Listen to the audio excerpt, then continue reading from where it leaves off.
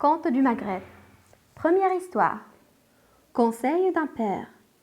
Il était une fois un vieux bûcheron qui avait 3 garçons, Ahmed, Reda et Salim. Le père décida de partir en pèlerinage à la Mecque. Avant de faire ce long voyage, le père rassembla ses 3 garçons et partagea ses biens en part égale entre eux. « On ne sait jamais, leur dit-il. Il se peut que je ne vous renvoie jamais. » Il s'inquiétait beaucoup quant à leur avenir si jamais ils mouraient. Il savait que le voyage était dur et long et ne put se faire à l'idée de les laisser sans domicile.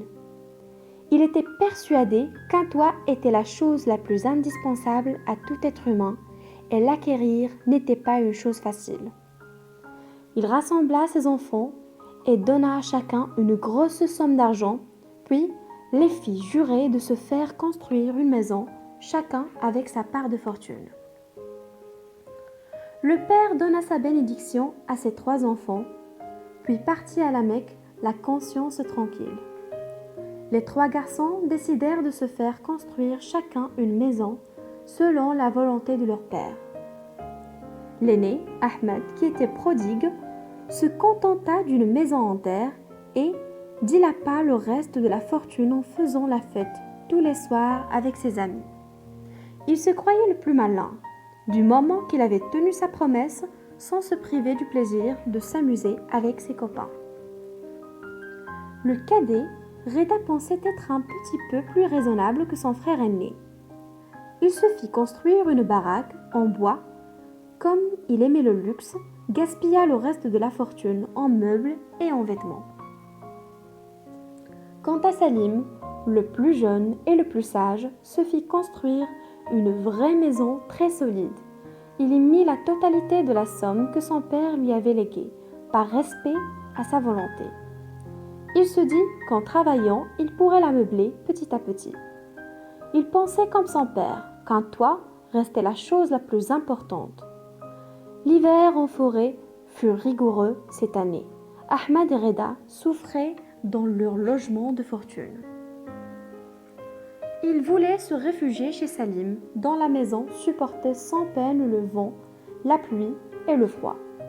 Mais Salim fut catégorique. « Il n'en est pas question. Rentrez chez vous et réfléchissez bien à ce que vous avez fait de votre fortune, » leur déclara-t-il froidement, en leur fermant la porte au nez. Les 2 garçons retournèrent chez eux, honteux. Ils étaient gênés car c'était leur plus jeune frère qui s'était conduit raisonnablement. Un soir, comme il faisait très noir et très froid, une ogresse affamée vint à passer devant les 3 maisons. Elle commença par la plus vulnérable, celle de l'aîné. Elle détruisit la porte du logis, pénétra sans peine et avala Ahmed. Puis, elle arriva devant la maison du cadet, démolit la porte en bois et fit de Reda une seule bouchée, malgré ses supplications. Arrivant devant la maison du plus jeune, du plus petit, elle en fit le tour mais ne trouva aucune issue facile. Alors, elle décida d'arracher les barreaux en fer forgé. Les barreaux étaient si solides que ses efforts furent vains. L'ogresse n'était pas prête à abandonner la bataille. Elle n'aimait pas les défis et Salim, ce jeune garçon appétissant, se sentait le plus fort. Elle le lisait dans ses yeux et devint de plus en plus furieuse. Elle essaya d'introduire sa tête entre les barreaux d'une fenêtre. Salim alors lui prit les cheveux et les tira de toutes ses forces. L'ogresse ne supportait pas qu'on lui tire les cheveux.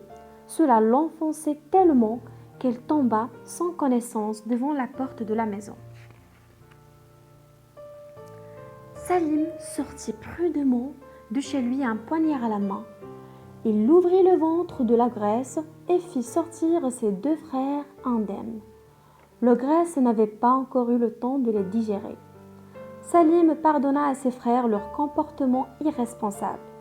Il les invita à partager sa demeure en attendant qu'ils fassent des économies et achètent des maisons aussi solides que la sienne.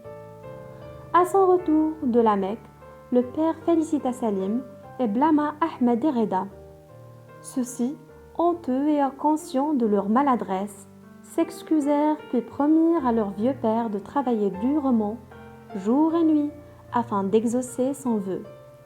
Ils avaient compris pourquoi leur père voulait absolument que chacun d'eux ait un bon toit. Fin de l'histoire.